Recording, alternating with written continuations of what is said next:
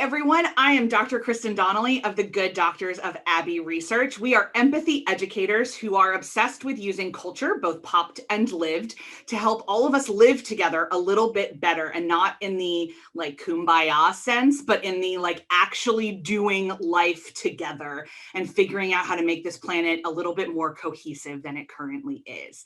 This series is part of that work. It's called Welcome to My World, where I get the privilege of chatting with fascinating folks about a piece of their life I don't know anything about or can't experience myself, since different people are different and we learn best through stories. And today I have the unspeakable privilege of being joined by Kelli Wingo. Kelli, thank you so much for joining us. Kristen, thank you so much. First of all, let me say that I absolutely love your intro. I resonate with almost every single word. That is just fantastic. And it is such a privilege and honor to be here. Thank you so much for the invitation. I do not take that lightly. It is truly an honor to be here with you. We have a mutual admiration society going on here, and I love it. I'm going to really briefly read your bio so the folks know why I'm so honored to have you here. Kelli is a corporate entrepreneurship culture evangelist. I can hear that. Leadership development strategist, fire starter, and lover of laughter. Those are our people here at Abbey Research. Kelli serves as the founder and chief vision and strategy officer for KMW Catalyst. It is a leadership development consultancy dedicated to transforming the business experience into the human experience, which we're going to come back to, through entrepreneurship culture, employee experience, vision, and strategy. And while I know those are all buzzwords, all of you listening, Kelli doesn't treat them as such. So we'll get back to that. She is also the founder and chief orator of Spirit in Motion, an oratory movement dedicated to dismantling the oppression of limiting beliefs one talk at a time.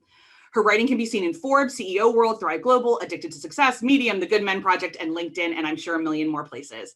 Prior to her entering her entrepreneurial ventures full-time, she spent her career in financial services at Merrill Lynch, BlackRock, Oppenheimer & Co., and Inc. Kelli's a graduate of the University of Michigan, the residential campus at Ann Arbor, which I know is a specific thing for all of you Wolverines. So I will include that. I am a graduate of a college that had one campus, so we don't, but I know enough Wolverines to know that I had to say that. So yeah. Thank you. Thank you. Kelli, again, if you're welcome to expand on anything in that, but if not, I'd love to dive into what do you mean by business versus like human experience? Where do you see the difference in those things? Yeah, that is an excellent question, Kristen, because I'm asked a lot. And when I was coming up with, what my focus was in understanding, like I obviously have an extensive business background, and the bio that I sent you was more than a mouthful to know more than enough about me and my background. But obviously I have a heavy business background. And sometimes we find that business is always sometimes focused on business, but we forget that business is made out of humans. Yeah, especially in financial services, I'm sure, because I'm really lucky to have a financial planner right now who's really good at seeing humans, but I can even tell her internal push to always see me as a number generator. Yes. So I'm sure that was even more challenging at Merrill and Oppenheimer. And yeah. Yeah, especially with those big companies, but even when we're talking about financial services, there's always a why to it. What are you helping your clients do? Are you helping them reach retirement? Are you helping them help their children get through college financially? So it's more than just the numbers. It's more than just the stock market, which can be largely devoid of human life in some ways, but there's really emotion behind it. Okay. Money, even how we look at money, there's a psychological connection to money. Yes, and how we treat it. And sometimes it comes from how we're raised or what we see. Are we living in abundance or scarcity? And it's not always about the amount of money we have, but the relationship we have.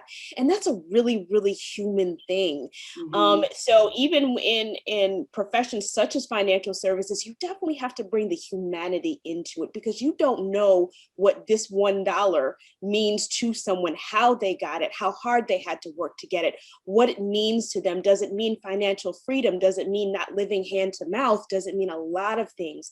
So we always have to bring the humanity back into things. And even since we're like in a social media world, and you look at things like Instagram or Twitter, and I'll use Oprah as an example.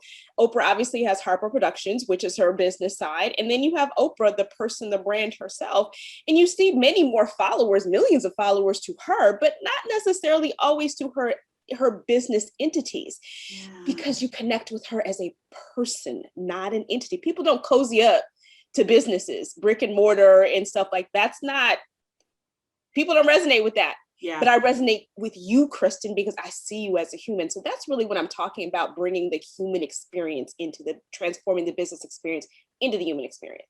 And I'm sure, I mean, like everything you said makes complete sense. I want to go back to the money thing in a minute, but I want to draw out this just because I love that. I love talking about the human relationship with money because we don't talk about it enough, especially as women. We just don't talk about it enough. Yeah.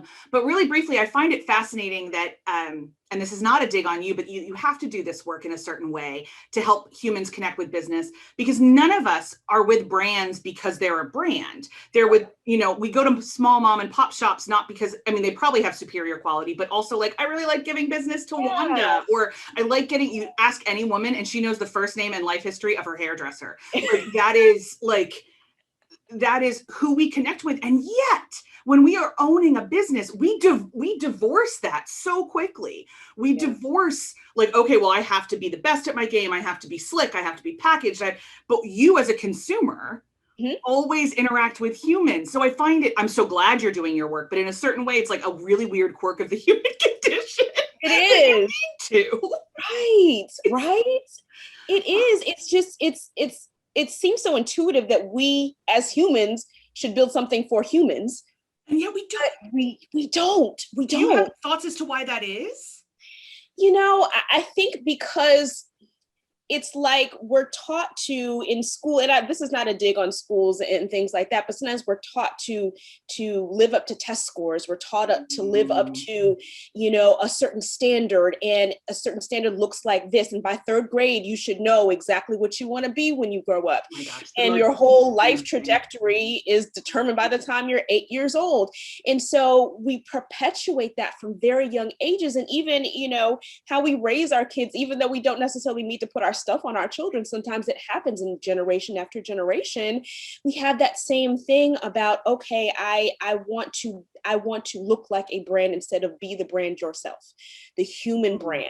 When we talk about personal branding, it's even very important, whether you're a founder of a company or you work within one, your personal brand, your humanity that you bring to it is so important. Even when I work with clients and business clients, one of the reasons why I'm so obsessed with entrepreneurial culture, or technically entrepreneurship, which are employees that operate with an entrepreneurial mindset, is that nobody needs to give us permission to be highly motivated and to take ownership of us, of what we do, our processes, our products.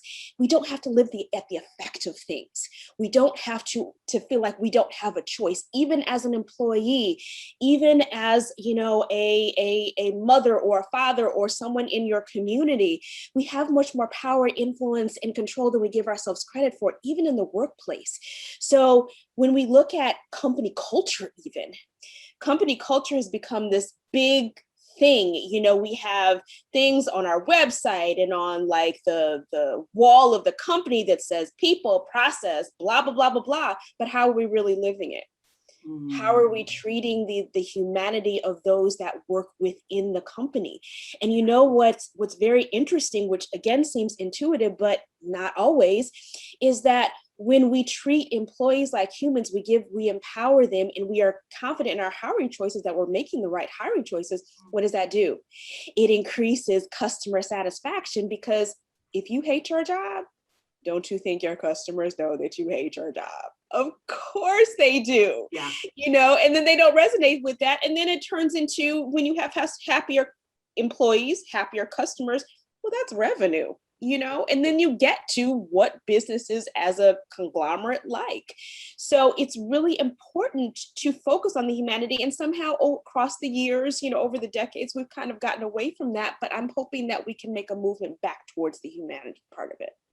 And I think we are. I think there's increasing conversations. I dip into professional human resources sometimes, and it frustrates me often, I will admit, because so much of professional human resources is entirely about benefit management or the legal protection of the company. Mm-hmm. But mm-hmm. more and more folks are getting loud about what you just said, which is saying like, actually, we have to create spaces in which human beings can thrive. Right. And we have to do that for the very, like, I own a small business aside from this work. And we are constantly aware that we've got to have, all the, isms, to have the right person in the right seat, have all of that. But it costs us about 150% of someone's salary to replace them. Yes. And like, that's what it comes down to. And so guarding the culture we have, being aware of folks' mindset, and I get all the time, and I think small businesses get around this a little bit. I'm sure you see this with entrepreneurs, like we can ask questions that in corporations you're not supposed to. Yes. And I hate the not supposed to, because like you have to know the folks you're doing work with in some ways. And I respect that that's controversial and scary for some people. And I have had people tell me they never want to work for me because I ask too many questions. And that's fine. Like, good, cool. Like Comcast does not want to ask you questions. Amazing. Abby Color absolutely does. But all of this comes back to mindset, which is another major part of your work. So we talked a little bit about mindset, about money. I'd like to return to that really briefly. Sure. Absolutely. How do you see this?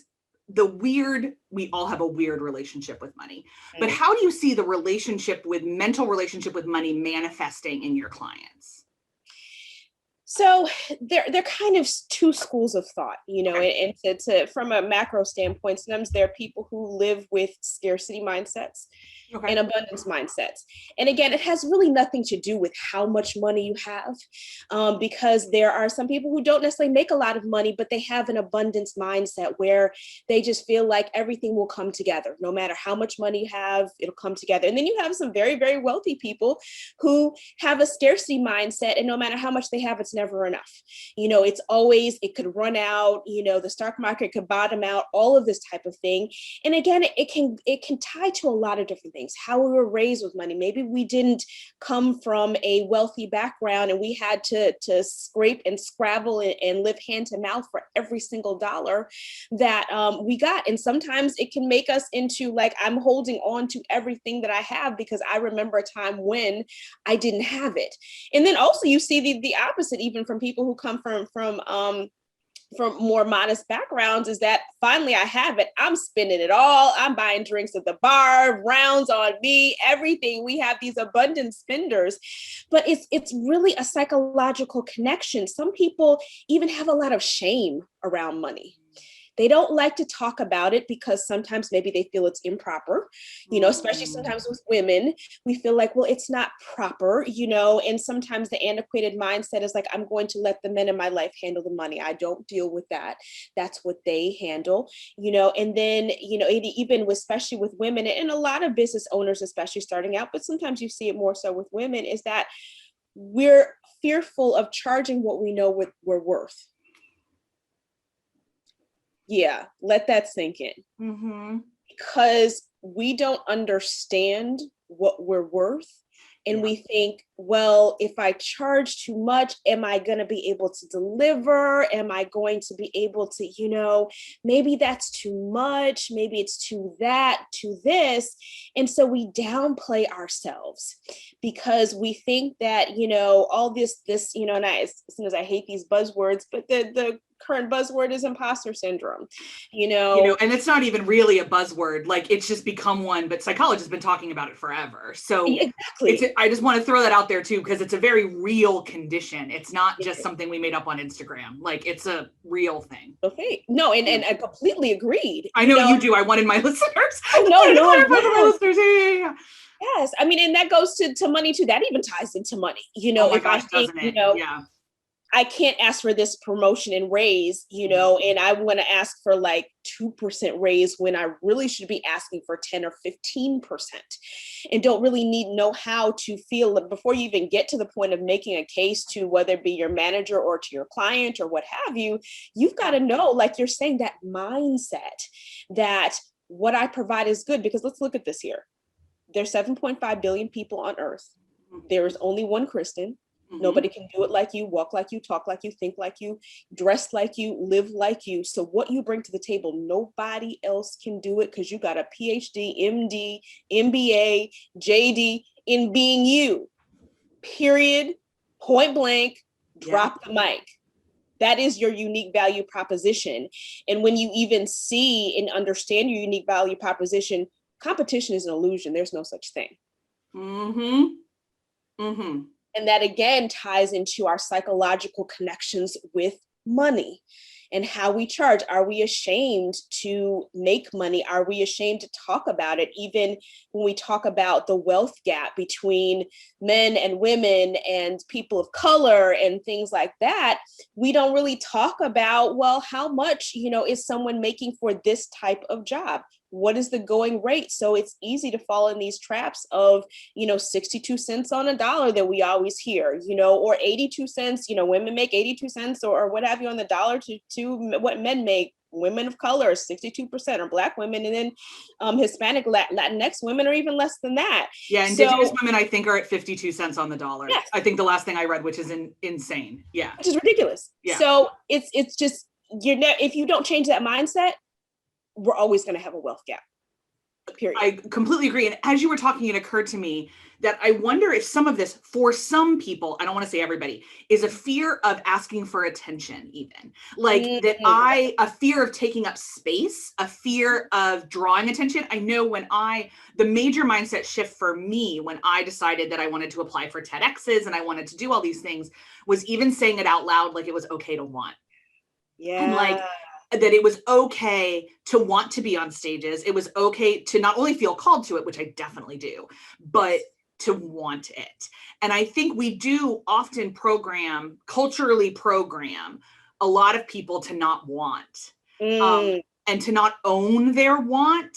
And I think we especially do this with women. And I think we especially do this with folks lower down on the socioeconomic scale. Like, you should just be grateful for whatever you have. Right. Don't desire anything. Don't get above yourself. My husband is Irish. He hears that all the time. Don't get above yourself.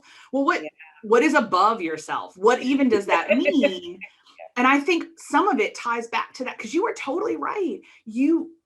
There are absolutely systemic limits to what you can achieve, but there are a lot less in some people's lives than they think. Yes. And it's such a, so when you're working with a client who, let's say you're working with me like 6-7 months ago, where I was still like, I don't think I can say this out loud. Like, it's wrong, right? It's wrong to want to do this.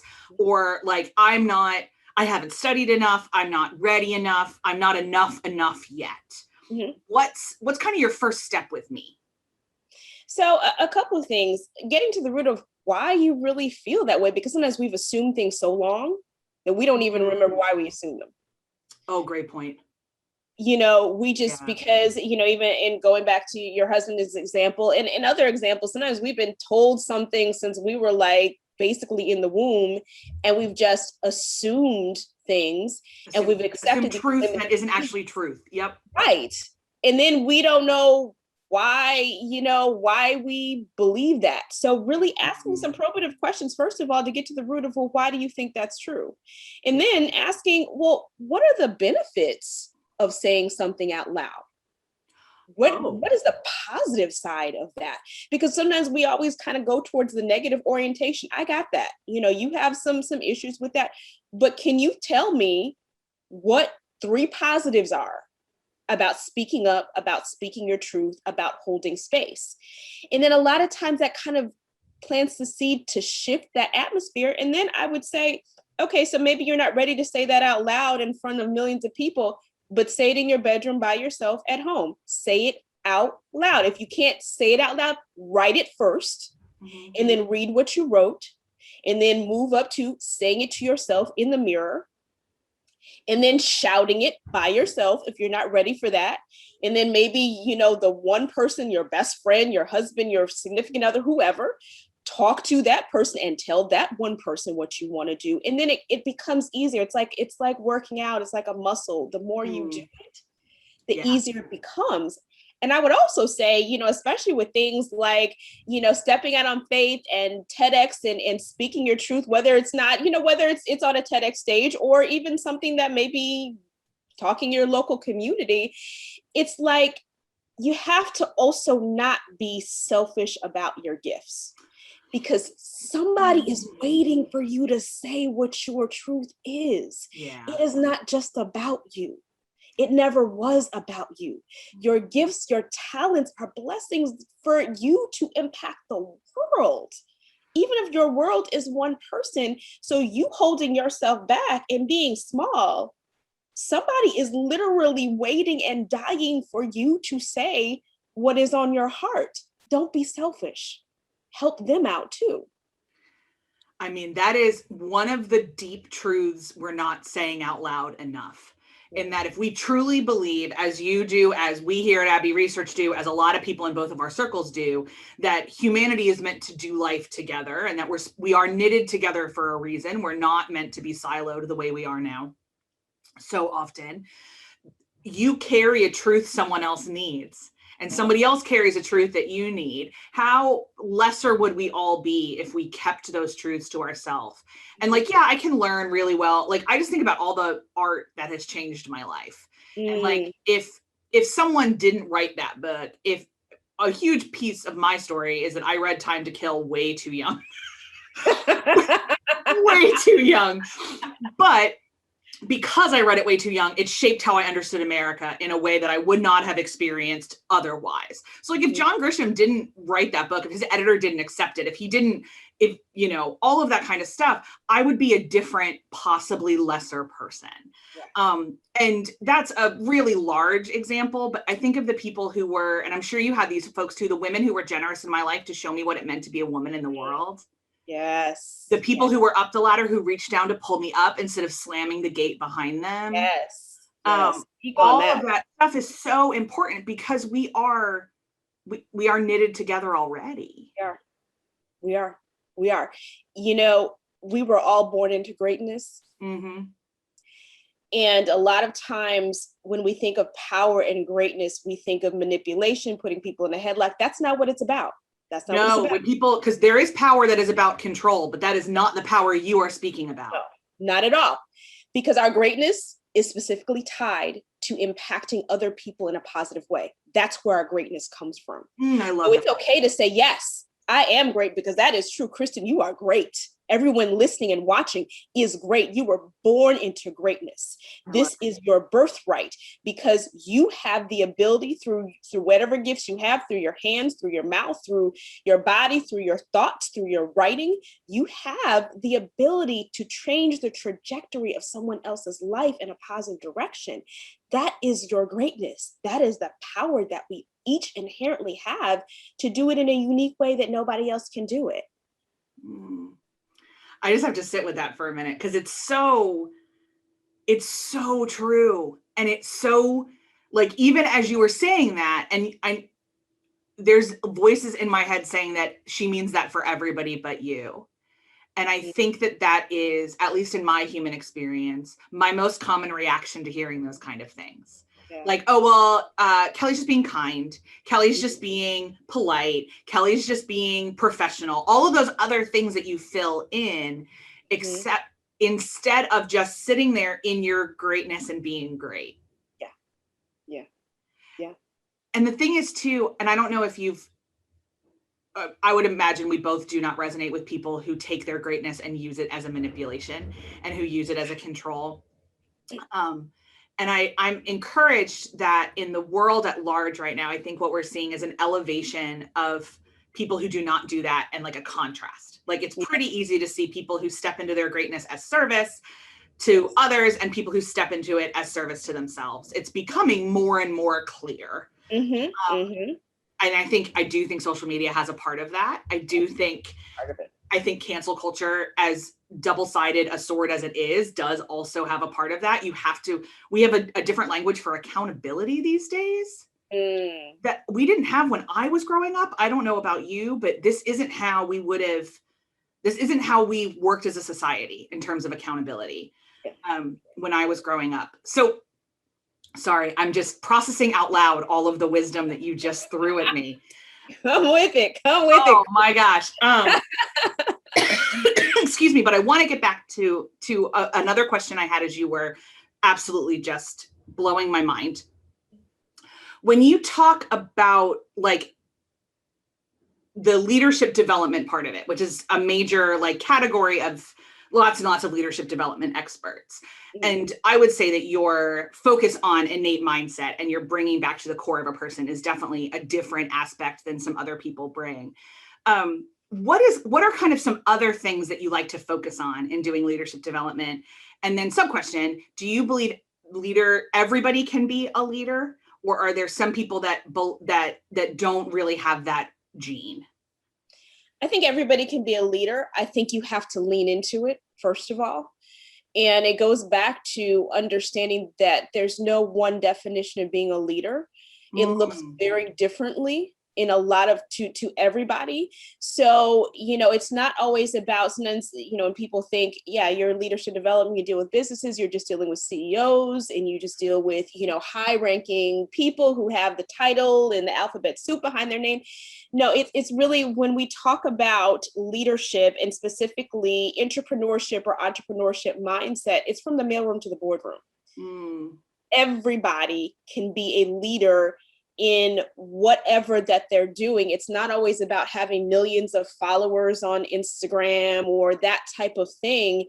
It can be a leader in your home, and I think the last year where a lot of people have been spending a lot of time together. A little bit of intimacy lately. Yeah. Just a little bit, that even how you lead your family through this last year or so is a testament to leadership, and really having, leadership that is tested when you can be under a lot of stress.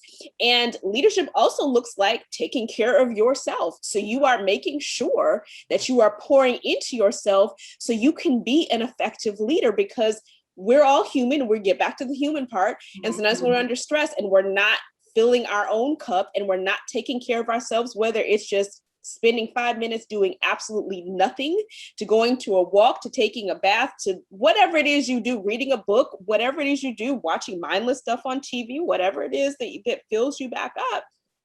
If you're not doing that, sometimes you can get real short with those that you lead. And crisis leadership is so important in so many ways. Obviously, we've been kind of in crisis mode for a while now, but even before that, there are times when you're going to have to learn how to operate under uncertain situations, under pressure, under stress. So when we talk about leaders, everybody has the propensity to be a leader. You have to know it, and that goes back to mindset, and always work on it. It's not leadership, like humanity, is a journey. You never get to the point where I've got this leadership thing down, because I guarantee you, if you think you've got this leadership down, you have much further to go than you think you have. Absolutely. Also, because leadership is about people, and different people are going to come in your life at different times. Yes. You may have to adjust your leadership based on the person in front of you. You do. I mean, that's an excellent point, is that leadership is especially being a support, being a servant, helping somebody else. And you don't know how other people will accept that type of direction or management or co-creation. And I really kind of like the term co-creation. Leaders co-create with people that they're leading.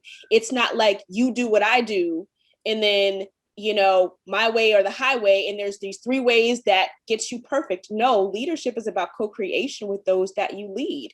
You are not above them. You may have a different title, but it's not about being above anyone. It's about helping them be their best selves and bringing groups sometimes together cohesively. And I will also say this, as a leader, you have to get comfortable with fear and failure. Oh, do you? You also have to be comfortable with people not liking you. Real quick. Say that. Real quick. I always joke, everyone cannot love me. I am not tacos. But it's really true. It was one of the biggest shifts for me I went from being like an academic and a TA to being in management at my family business. And then over the last 6 years, I've gone on the ownership journey. My brother and I now own the company. But that first 2 years, of like, okay, so I'm treating all my employees like I used to treat my students because I don't have any other mental language.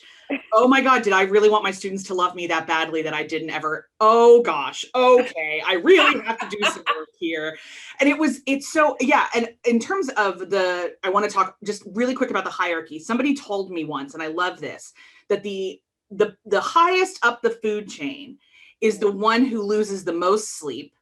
Because their job is to create a safe environment for everybody else to thrive. Yep. And so your job at any given time is like to make the people around you look good and to do all of that. So as you just kind of go up, all that means is that like I spend most of my time doing all of the junk my employees should not have to deal with so that they can do the stuff I hired them for, the stuff that they're incredible at. I am not good at their jobs. That is why I hired them.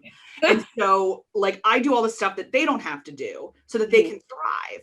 Love it. And do I get paid more? Yes, because I lose more sleep and there's a higher level of responsibility. And if the government comes knocking, I'm the one on the chopping block, et cetera, et cetera. But like innately, we need to shift. That's a piece of the human experience that we need to shift. Is that really what it comes down to? Is that it's your job to make everybody else look good around you and to serve everybody around you in a way. And if you're listening to this and you are the owner of a company and that is not your mindset, I can't encourage you enough to follow all of the socials down below wherever you're listening to this. Find Kelli and hire her immediately so that you can do some work on making sure you're serving your folks. Thank you so much for that, Kristen. But I couldn't agree more with everything that you said, and that goes even for managing up as well. And that's where the leadership is. You want to make whoever you're working with, whether it's your manager or look good too. Yeah. It's all about connecting together. So it's managing up, managing down. Yep. And I love it's all a mess. Yep. Yes. And I love what you say about likability. We get caught up in this likability nonsense. Oh my gosh. Why am I so obsessed with people liking me? Like, why do I care this much? It doesn't matter. It doesn't matter. There are people who you can give gifts to, kiss them on the forehead, invite them over to Sunday dinner. They're still not going to like you. It's okay. I am not for everybody. Everybody's not for me. That's okay. You don't like me. I'm an acquired taste. I don't have a problem saying that. Yeah. It's about like, I'm a lot. I get it. I'm a lot too. Because I can tell we're like that. We're a lot. We're a lot. We're a lot. Okay. I have a string of ex-boyfriends that will tell you exactly how much I am.